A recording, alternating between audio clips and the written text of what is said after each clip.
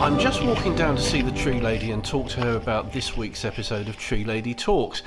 And I can see she's prepping the ground to plant our plum tree to kick off National Tree Week, which starts on Saturday. Oh, looks like hard work. I'll just see if I can get her to spare a few moments. Hi, Sharon. Hi. Wow. How big's the tree? Whew. I'm getting there. I just want to make sure the hole's big enough for this tree. It's a plum tree. How big's the tree? Just over 1 metre high. In all seriousness, if you want to get involved in National Tree Week, you can. And one organisation that's sure to help is the Woodland Trust. Okay, sorry about this. She's just getting too involved. That's all right. That'll be fine. Just put it in there now. We've got to do this episode. Now, this week's episode is the biggest we've ever done. So much so, it's coming to you in 2 parts. Oh, the Woodland Trust. It's one of the top 5 environmental charities in the UK. And I think most people know something about its work.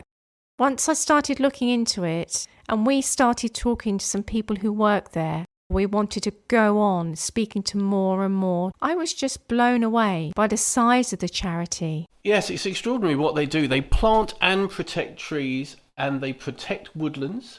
They restore ancient woodlands. They care for woods. Their decision making is really informed, and they campaign and try and influence policy decisions at a national and local level, supported by volunteers. And the range of volunteer roles, well, I was astonished. And one of those volunteers is in the first part of this episode, Alex Liddis. But tell us who's kicking it off. Darren Moorcroft, the Chief Executive Officer of the Woodland Trust. Oh, wow, he loves his job and he's making such a difference with his brilliant team. And he has a music link as well, but we'll do that at the end of part 2. Oh, yeah. We love a music It's link. astonishing that there's so many people who've got links with music who are in trees now. It's absolutely ridiculous. After Darren, I had a great conversation with Naomi Tilley, who's a lead campaigner for the Trust. Yes, and Naomi helps local groups save local trees, doesn't she? As well as that, she gathers people's opinions on consultations from the government, such as a recent planning white paper. And I didn't realise that it's thousands upon thousands of people write in with detailed, informed opinions. Do you think you're going to actually have an explanation of the planning white paper, or are we going to leave that to government? Oh, I think this episode's long enough. Well, in that case, without further ado, I think we should get it started. I should say that the band have got involved, and they've actually said to me they've written a special theme tune for the Woodland Trust. Now, I can't wait to hear it, but they've also said that because there's 2 parts to this episode, I'm going to have to pay them twice. So anyway, in the meantime, I think we better get on with the episode, otherwise we'll be here till the end of National Tree Week. Can I play the triangle again, please, Noel? Yes, now shoot. This is Tree Lady Talks, and I'm Sharon Durdant-Hollenby. All music and production is by Noel Durdant-Hollenby, and all views expressed by me or the interviewees are entirely personal. Welcome to Dr. Darren Moorcroft, CEO of the Woodland Trust. Thank you for joining us. Darren, could you please start off with your background and how you came to be the CEO of the Woodland Trust? During my kind of career, I've worked at the RSPB, where I was, at the time I left to join the Woodland Trust, I was looking after their UK conservation programmes. And I got the opportunity to join the Woodland Trust and outreach, which was fantastic. And up until the time where I got this job, I thought it was the best job in the Woodland Trust because I got to buy land and I got to create additions to our estate, particularly, or working with landowners. And you kind of can't beat that in terms of creating something that you could look back on and say, I had a part in doing. It's such a large organisation. I don't think, or I hope, that nobody in the UK is in any doubt about the good work that you do. But what surprised me in researching for this podcast edition was really the breadth of the work that you do. So could you just very simply outline, or really your mission statement of the charity?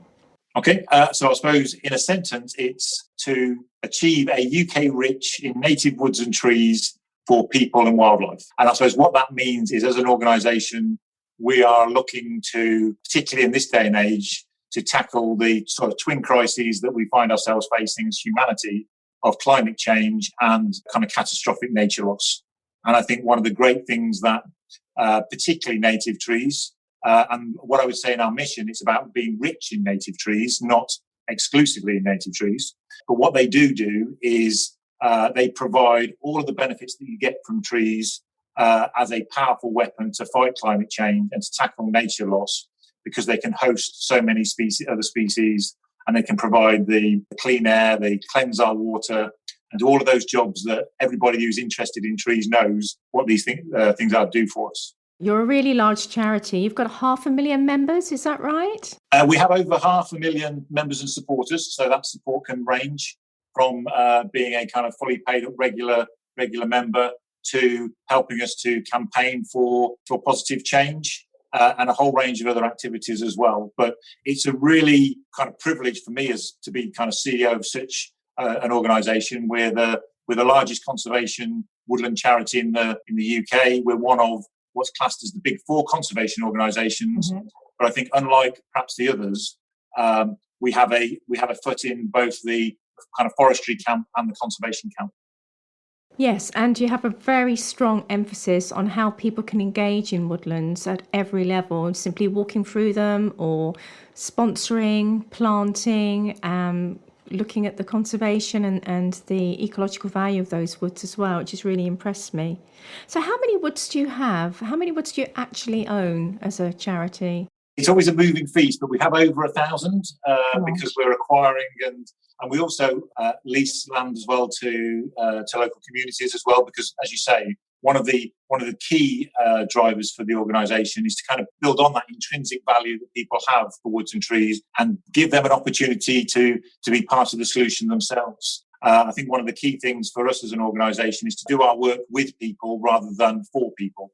And sometimes we do it for people because we are in a position to be able to achieve that. But across the 1,000 plus woods that we have in the UK, I think the one thing I'm most proud of, if you can be proud of one thing in such a diverse estate, is that it's free access to all.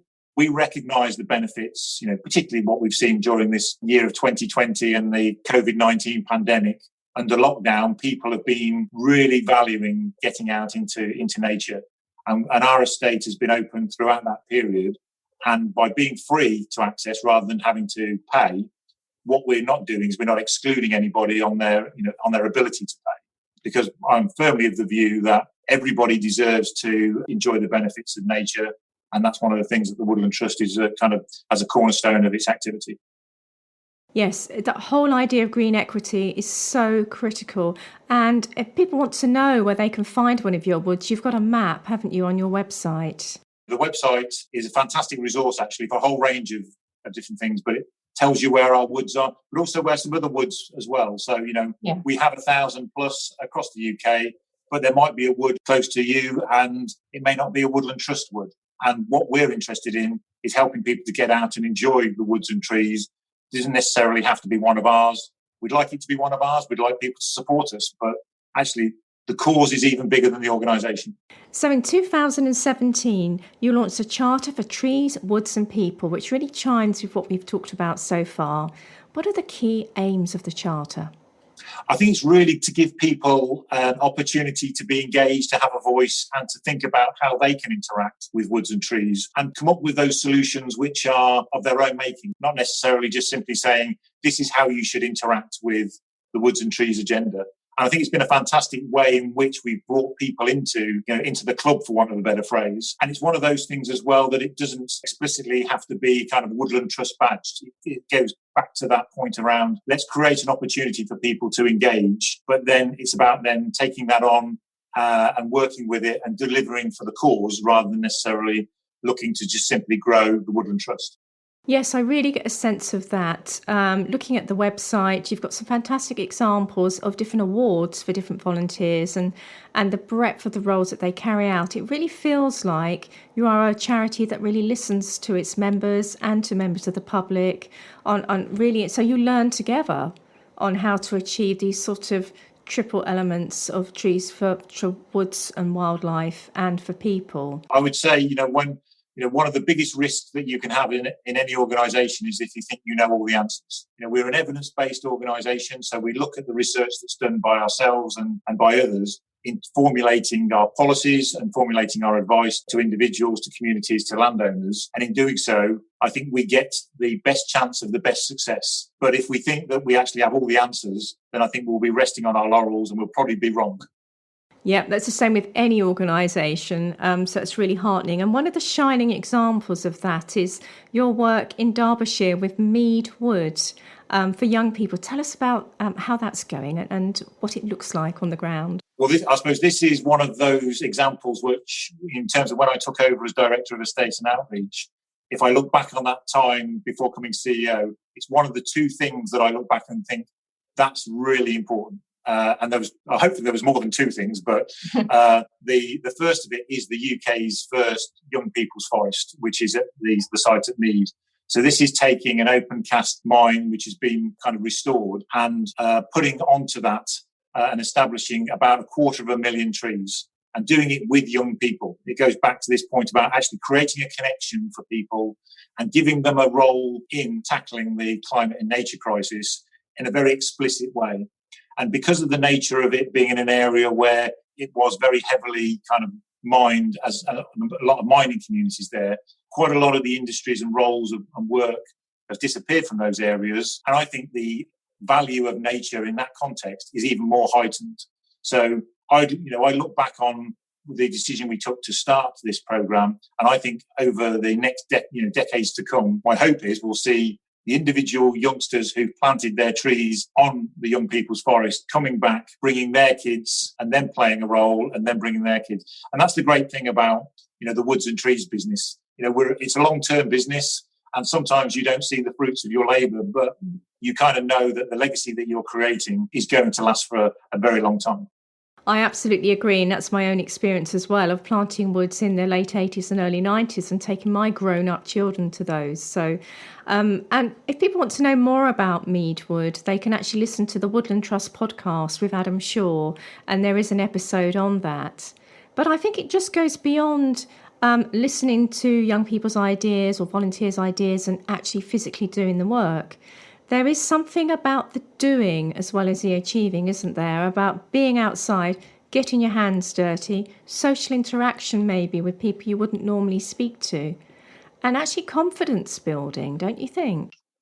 Absolutely. I suppose one of my well-trodden phrases is that native trees are nature's most powerful weapon in the fight against climate change and nature loss. And one of the real reasons that I say that in comparison to all the very many valuable habitats that do a similar job is that the act of planting a tree or preparing the ground for a tree, I think adds another dimension. And it's that connection with people. Yes. And the opportunity for them to be involved. And we know the health and well-being benefits of being outside and taking an active role. And when we look at how people, particularly young people, are potentially suffering with things like mental health issues now, perhaps more than ever, giving them something which provides hope in the face of some very serious issues that we're dealing with, I think is crucial. And I think that's what trees can do. I agree, absolutely. It's something tangible that they can see grow and develop new skills. And actually, so many people are feeling isolated, not just because of the pandemic, even before that, with our modern lifestyles. So I heartily support what you're doing there. And as I touched upon earlier, the range of work that the volunteers can do. It seems to me any skill set that you have, maybe you're not physically able to do any digging, but you could help with social media, or you could help watch the wildlife in a certain area. Perhaps you could just outline the diversity of the roles that volunteers can help with. It ranges on the estate from the very active management to helping to make our sites attractive for visitors, like from things like litter picking and dealing with issues like that, to, as you say, going from helping on social media, helping with specialists who help with land agency work and legal work, and also to, in terms of surveys, helping with things like Nature's Calendar, which is long-standing citizen science program where people are recording the kind of phenology of nature, able to show us when the first leaf bud bursts are, and also how does that change over time. It's the longest longitudinal data set that we have in the UK, and having it created and filled in by volunteers is fantastic, because it means that the scale of the data set is huge, and the opportunity to do the analysis that says, actually, climate change is happening and it's having this impact on our nature. How should we respond? I think is really important. And that's underpinned by volunteers, as is many of our other citizen science activities. Presumably you're working with other organisations to channel the results of that phenology study to sort of drill down into the data, and it provides absolute clarity and empirical evidence that the seasons are changing. So one of the big key partners for us in used and profiled Nature's Calendar has been the Met Office. So when they're authoritatively talking about how climate's changing, how the weather's changing, having that data set around how nature is responding, I think brings it to life for people as well. So you don't have to be a meteorologist to care, but you probably do care about whether the trees are losing their leaves earlier, or the birds are out of sync with their food sources, in order for them to whether they're going to be succeeding or not. And I think that's really important. And we have other citizen science activities which are helping the forestry sector as well as the kind of conservation sector. So things like observatory, looking out for pests and diseases, which we know are going to be crucial to keep an eye on, to monitor, to respond to. We've got volunteers out looking for pests and diseases in order to be that kind of early warning system. In the same way as we've got people recording the ancient trees that are out there and the ancient woodland through the ancient tree and ancient woodland inventories, which help us to make sure that those places are protected, because these are the crown jewels of our natural heritage. Absolutely. Before we go on to ancient woodlands, which incredible work you're doing there, but with observatory, you're in partnership, aren't you, with Forest Research and FERA? One of the strengths of the organisation is the partnerships that it builds. And I think it goes back to the point about you not knowing all the answers ourselves, but having an expertise which adds value. So the strategic partnerships that we build, I think, really helps us to collectively have impact in the places where we need to. So if somebody's listening to this podcast and they think, well, actually, I thought it was just about planting trees and I want to get involved with the Woodland Trust, I understand you actually have volunteer job roles advertised on the website. Is that the best way to start being a volunteer? It is, absolutely, because one of the things we want to ensure that we do is to give people meaningful tasks and meaningful actions to take. So in order for us to frame that, what we do is we place on the website the vacancies that we've got for areas and roles that we really need help with. And how many volunteers do you have? It ranges, but it's 2,000-3,000 across the UK. Now that's not taking into account some of the citizen science volunteers as well. So I think one of the things that we talk about a lot is the kind of Woodland Trust family, and you can be part of the Woodland Trust family as a member of staff, you can be part of it as a volunteer, or you can be part of it as a supporter. All of that family is collectively working towards that UK rich in native woods and trees for people and wildlife. Gosh, that takes some organisation, but it's such a powerful thing. It's really uplifting.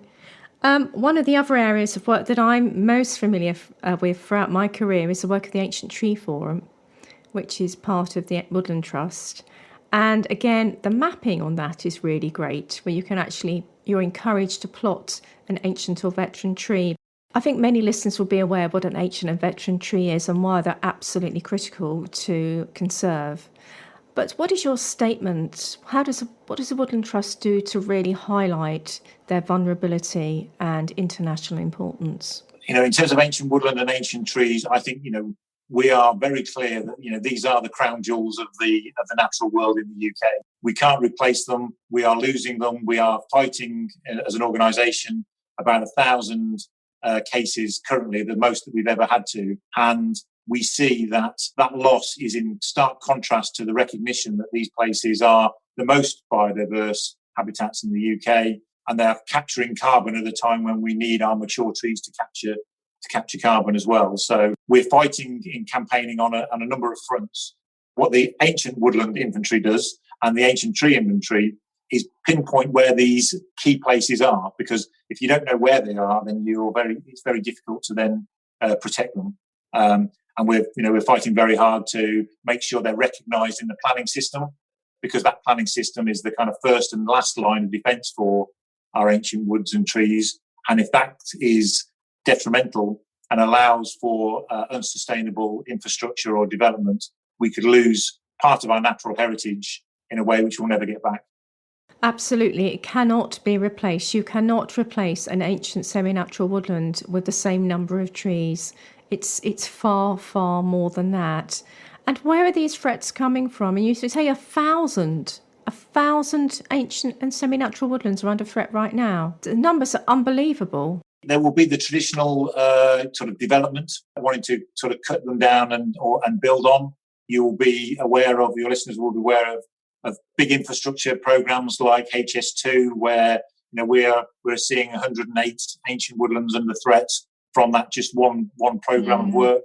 And we know that we're facing in the UK, the potential for an investment of £27 billion in new roads. Now, that's it's a huge threat. And those are the sort of traditional ones. We're also seeing potential threats from ammonia deposition from intensive chicken farms. And that one planning proposal to put in a very intensive chicken farm could have, create the ammonia, which could then target and threaten a number of ancient woodlands all in one go. So it's less about the individual footprint, it's more about what's in the surrounding area.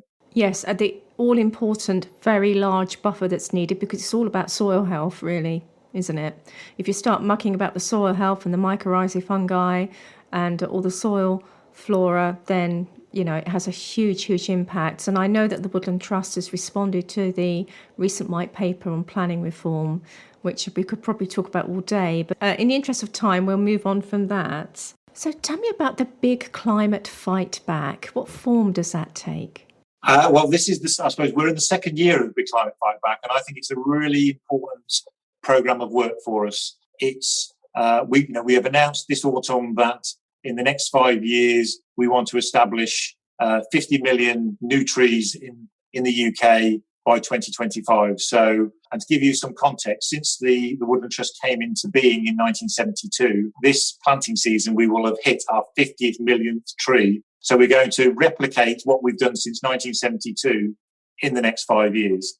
And I think that shows both the scale of ambition for the organisation, but also the scale of need for the cause. And we're engaging people to play a part. So to be part of planting a tree, to campaign for the resources from government to underpin the establishment of the 30,000 hectares that we're going to need each year for between now and 2050. To meet the Climate Change Committee's target of moving woodland cover to from 13% to 19%. Yes. And I think it's a really good way of galvanising people's efforts so that they can see that their effort, however small, adds up to something much bigger, and that's the Big Climate Fight Back. And you say, however small, what's really good is that an individual householder can buy a little pack of trees from the Woodland Trust. Or if you're a landowner, you can get involved with the More Wood scheme. Or if you're a school, you can have a school pack and you have a school or Green Schools Award. So it's really at every level. So I think sometimes people at home feel quite daunted that they say, well, I've only got a tiny garden or maybe not a garden at all, and they feel they can't get involved. But at every single level, people can get involved with this huge tree planting scheme, even if it's just financial support. And talking of ambition, you've just bought a mountain. Indeed. So when I said earlier the two things that I'm most proud of in my previous role, the second, so the Young People's Forest was one, and buying the organisation's first mountain is the second. Ben Shieldaig up in the north of Scotland is just a fantastic site. It's fantastic for the ancient woodland that it holds. It's fantastic for the opportunity to expand it and create new woodland that will buffer that ancient woodland. And it's fantastic for the wildlife that's already there and that will benefit in the future. It's one of those places where probably not everybody in the UK will ever get to, but I think it's one of those places where people will realise that it's being protected and looked after, and will take an awful lot of pleasure and solace from the fact that it is. And it's really about preserving the granny pines and getting that genetic continuity of those really important pine trees on the mountain. But yes, not everybody can go there, but with your street tree programme, that's a lot more accessible, with 80% of the population being urban. So really it gets to the heart of the city as well as a fairly remote Scottish mountain. One of the real benefits of when we're working at a landscape scale, so one of our major programmes of work is the Northern Forest that runs from Liverpool to Hull. and that's taking the sense that the role of trees goes from the street where people live to the park where people will go and play, to the fields that the farmers will be managing in the rural areas, to the big woodland blocks. And I think all of that contributes to a northern forest that basically spans across the north of England and connects with each other and with the people that live there. And in the 20 years that you've been involved with the Woodland Trust, albeit in a different role before, have you noticed a increase in understanding of the general public on why trees are important? And also, are people beginning to understand that woodlands need to be managed? I think I suppose, if I'm honest, the step change has probably happened in the last 12 to 18 months.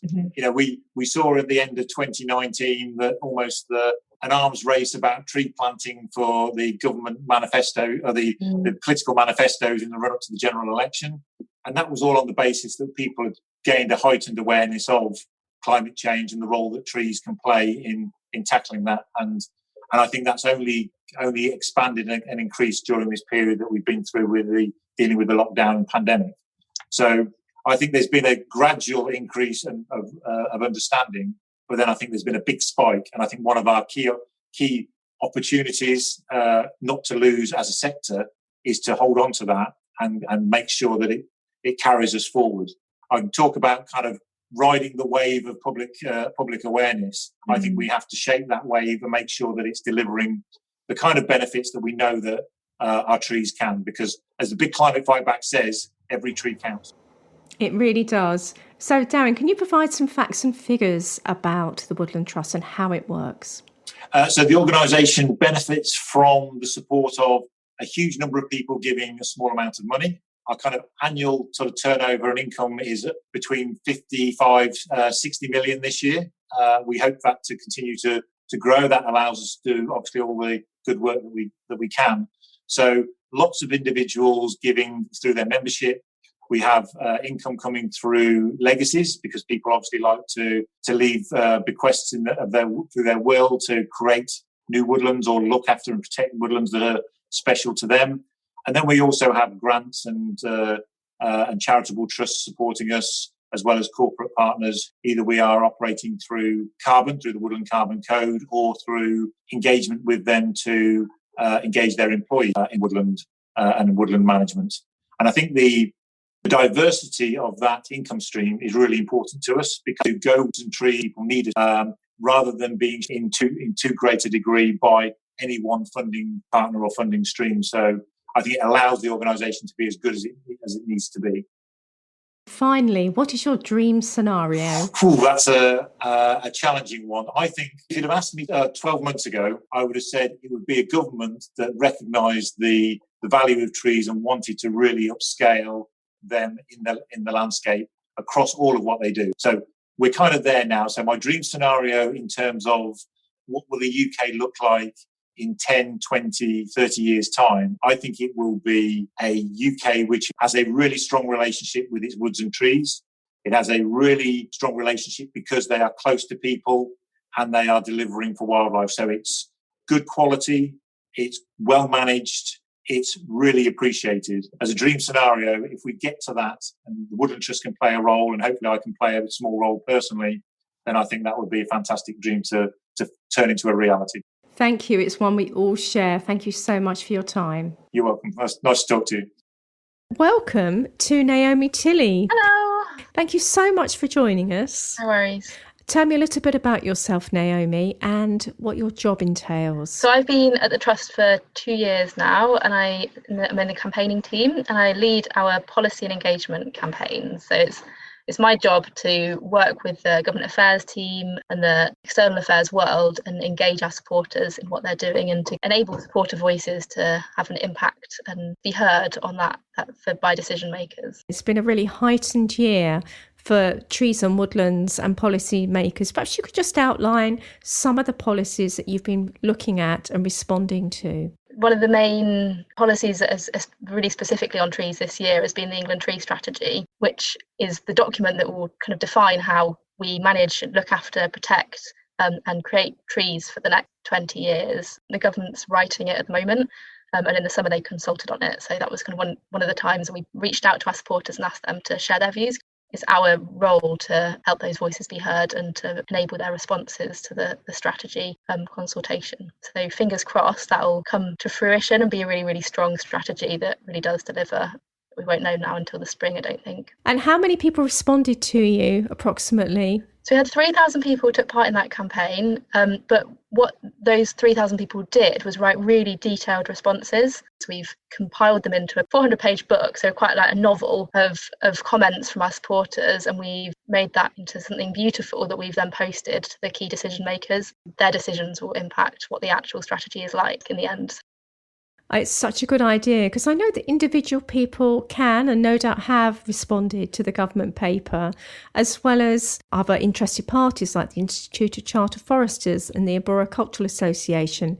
I think that having an organisation like the Woodland Trust adds gravitas to those members of the public's comments and a really friendly, informed umbrella organisation to sort of gather them all and produce a document. The government themselves separated the consultation into 4 key areas. So one of them was about having a native woodland creation target, making sure that our native trees are part of that. Another area that came up a lot was having UK sourced and grown trees, which is really important in terms of protecting the trees that we've got, because that reduces the threat to tree health, making sure that when the government is funding trees, all those trees have never left the country.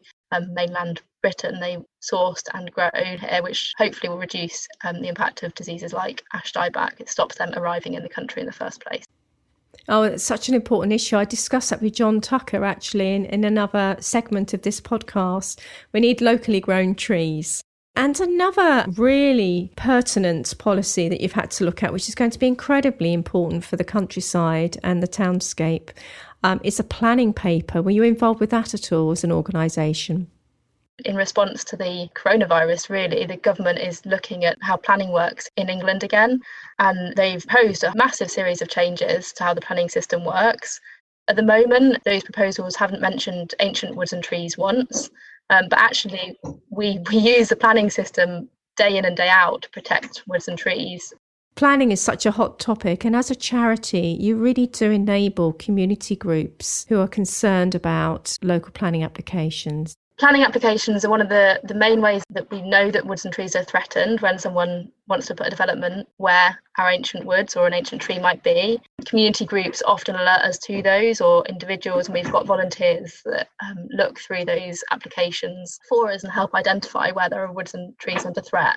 I'm guessing you had a great response from your members and your supporters on your consultation to the planning paper as well. More than 9,000 people took part in that campaign. What's really important is that we're going to need those people with us the long haul. It's kind of, that was the first consultation, but we're expecting it to last years probably by the time that we get to the end of that process. 9,000 people took part with that in response to the first initial consultation, but we are going to need them again. It's really rewarding knowing that they're behind us.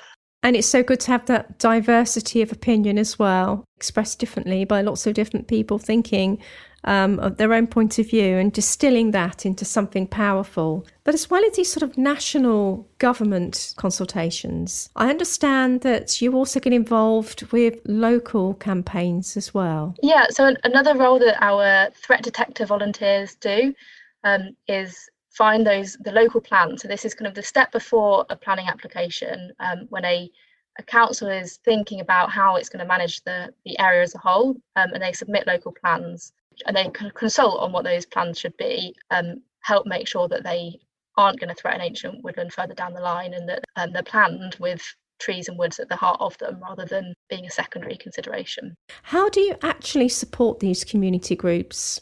Or does it vary on what their requirements are? We support lots of different groups in lots of different ways, and it does really depend on what they need. One example would be in Swansea, where the group there is really active and have mobilised around protecting their local street trees. What Woodland Trust can do is bring that expertise, guidance and support, because it's quite intimidating as a community group taking on the big decision makers and the council, whoever it might be, and holding them to account and making sure that trees are protected. It can be quite a scary thing to do, and having the support of an organisation like the Woodland Trust can be really valuable. We do that in lots of different ways for different groups. So obviously you have some great success with campaigns, not only with the national campaigns in that you're drawing so many different people's points of view together, also with local campaigns, but obviously not every campaign is going to be successful. What are your barriers to successful campaigning at a local level?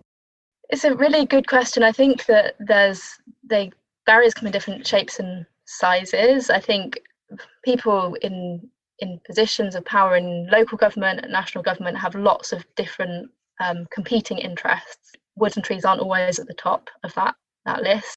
I think we believe that you can embed woods and trees and protect the trees on existing street trees, for example, and still develop an area and make it really lovely for people to live in. And actually it's a win-win to keep the trees because it improves the quality of life of people living there. Sometimes we only find out about something too late and we are unaware that there's a threat to a tree until the decision has already been made. Sometimes there might not be a will in government or in that local decision-making body to protect that tree. It's not a priority enough. When people are in a campaign group, something really, really matters to them and they're frustrated, hence forming the group. And emotions can run really, really high. But I'm guessing as a charity, you have those skills to just sort of focus. Is that been your experience? It is our role to see that bigger picture, to help and support and be the voice for woods and trees. But as a charity, what we can do that potentially the local campaigners don't always have the platform to be able to do is do some of that inside track work. We have to follow rules to start with, and we're governed by the Charity Commission rules. We can bring something different to the table. It's about bringing people on side sometimes.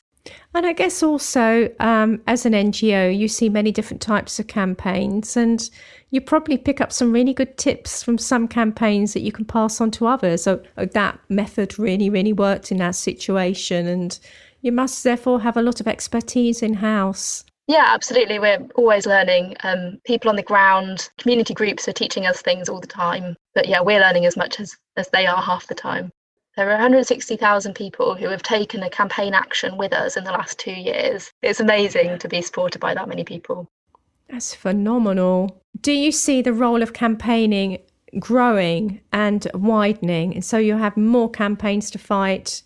I mean, hopefully not. And also the breadth of what you're campaigning about increasing as well. The next few years are going to be massive for environmental campaigning, for trees and woods, but for nature, for climate. There's a lot of big issues that we're facing. Something that's become really clear in the last few years is how much we have to listen to young people. They've been at the forefront in the last couple of years, and we need to keep listening to them. They're really making sure that NGOs are stepping up to the plate, really, and we need to keep listening to them, working with them, enabling and facilitating their voices. We can't leave it all to them.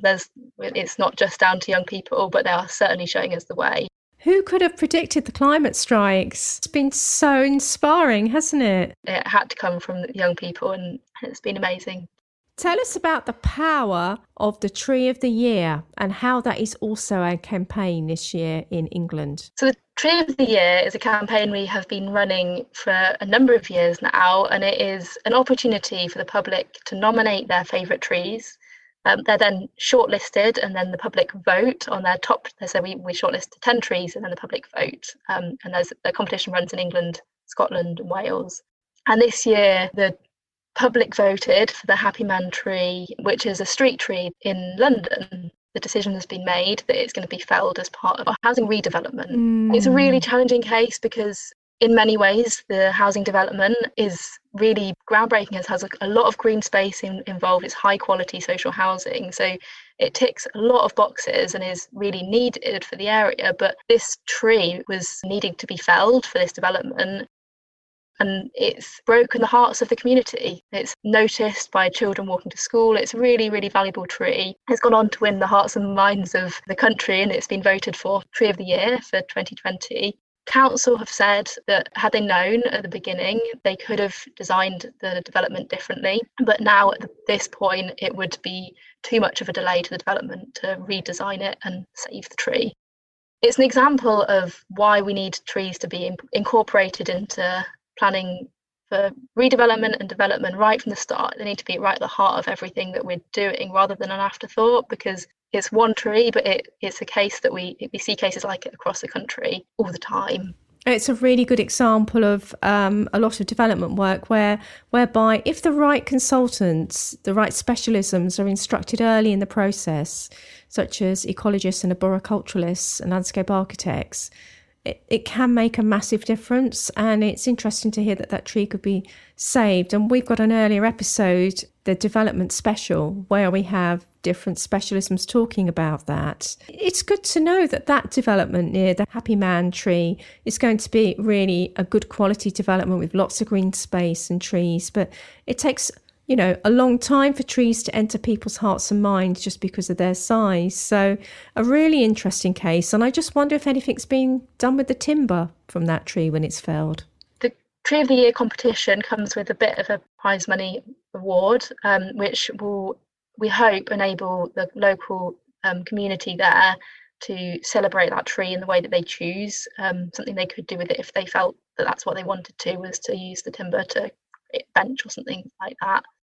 It's up to them how they use that money to celebrate the tree. And finally, what's your dream scenario? I think my dream scenario would be to work my way out of a job, kind of as all campaigners, really, in that if I work my way out of a job, it means that trees are at the heart of everything that we do. They're at the heart of decision making, the heart of policy. The nature crisis and the climate crisis have been solved. So if I'm out of a job, then that's a good thing. Well, thank you so much for your time. It's been a pleasure. So welcome to Alex Lidis. Thank you so much for joining us. My pleasure. Alex, tell us a little bit about yourself and how you got involved with the Woodland Trust. I took early retirement a few years ago. I was a general manager of a manufacturing plant in Bolton. I had the opportunity to take early retirement, which I did. And I always loved the outdoors. I was a keen walker prior to retiring. I then started to volunteer with the Crowell Valley Volunteers, which is Bolton, Manchester, Salford area. That volunteering group was wound up when the cuts hit in 2008. So everything went quiet in that respect. And then I heard that the Trust were keen on buying a large section of land which the Crowell Valley organisation covered, known as the Smithers Estate. So I wrote to them and said, you need volunteers, you'll need volunteers. Pestered them. Then they kept replying. To their credit, we're not in the position yet to take on any volunteers, but as soon as I'd give it about a day and then write again. Yeah. And eventually I became volunteer number 2. Someone got in before you then. Who was volunteer number 1? Surely somebody wasn't writing more letters than you. I found out that he was a leaflet distributor, so I let him off with that. But he's a nice chap, so I do speak to him now and again. So tell us about what you do as a volunteer. I have to look at this from time to time. It's a list of our roles.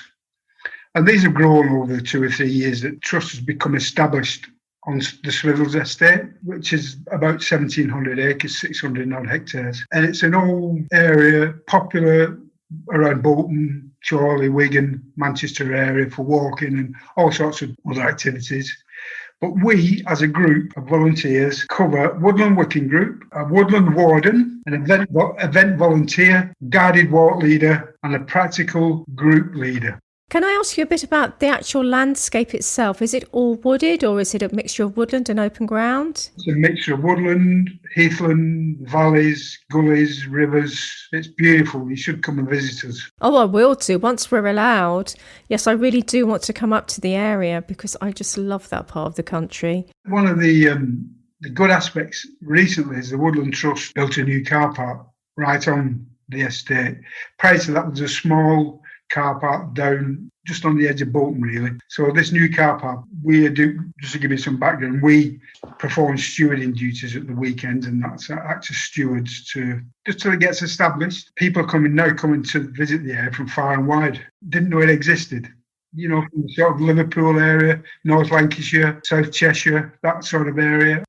So how many volunteers work in this particular site? How many people have you got working together? We've got probably about 8 or 9. There is a core that tend to do most of the work, 4 or 5.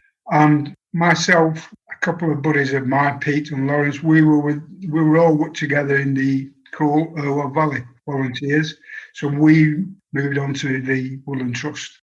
There's another couple of guys that are regular, and we get stuck into anything that we're thrown at.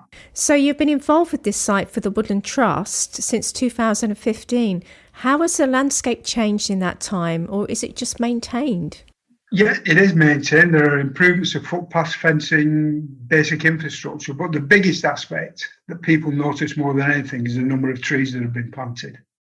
5-year plan was, I think, for 150,000 trees. I think we've got to about 80 or 90 now. So that's the thing that people notice the most. We have a mixture of birch, beech, oak, alder, holly. And we would now be coming up to our community event time where different groups from local communities get involved with the tree planting, which is extremely popular. And it's a great period for all different scouts, Asian communities. I could just go on and on for police, cadets, and it's really well organised. This trust organise it really well. We take them to the site in minibuses, provide shelter if it's bad weather, tea, coffee, that sort of thing. So one of the really nice aspects of it is watching the kids plant them. They absolutely love it. It's brilliant, isn't it? And I also love the fact that these type of planting events and sort of conservation task events, you literally get all different walks of life together in a way that you wouldn't do in any other thing that you do.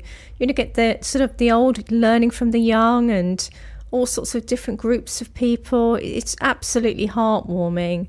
So have you found in the last sort of year or so, when trees have become so much higher up the political agenda, have you found that more people want to get involved with the site? Yes, and as you rightly point out, trees are moving higher and higher up the agenda in all ways. And one of the things we like to point out is that we looked it up and we discovered that a mature tree can absorb 22 kilograms of CO2 per annum. People like to remember that particular fact. Yeah, it gives people a sense of control, really, doesn't it? When things feel like they're going crazy around them and climate change is escalating, they feel that they can do something practical and learn those skills as well. I wonder, have you learnt anything from being a volunteer in the Woodland Trust? I have to be honest, I always enjoy being around trees or in wooded areas, but I've learnt so much more about trees and the life of trees and quite a spooky aspects of them. Yeah. Maybe they maintain their area and control, with all the connections underground, talking to each other, communicating, informing each other of what's happening. It's that chatter beneath the soil, it's really becoming Absolutely. Widely understood. It's absolutely fascinating. Presumably you've learned new skills as well as learning about trees themselves. We did have some skills with the Crowell Valley. We were involved in tree work and that sort of things. But because it's more to do with the planting and the type of planting and the type of soil, the time of year that all these activities can be carried out. And presumably new friendships as well? Yes, very close connections with one or two trees.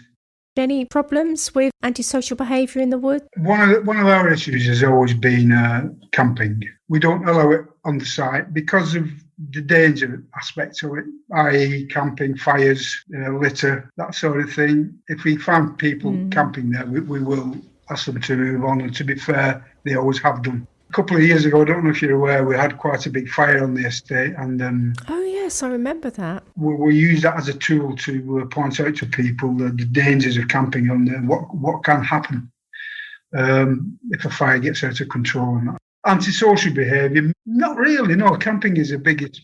Some of the car parks can have some antisocial behaviour at night, but the Trust car park is locked up at a decent time and well maintained, regularly litter picked, and try and present to the public the image of the Trust caring about the car park, not just providing a parking area and then leaving people to it, but generally having a presence on site so that people know that the area is cared about, and if people have any questions, they can talk to people and just have a connection.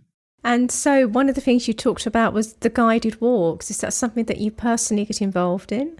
Yes, I enjoy it immensely. What sort of groups of people come for the guided walk? Well, quite a mixture, really, because we're quite proud to say that we know the area as well as anybody, and all the secret little footpaths and out of the way places as well. So We can regularly get people who've been walking the area for years and discover a path on one of our walks that they didn't know existed.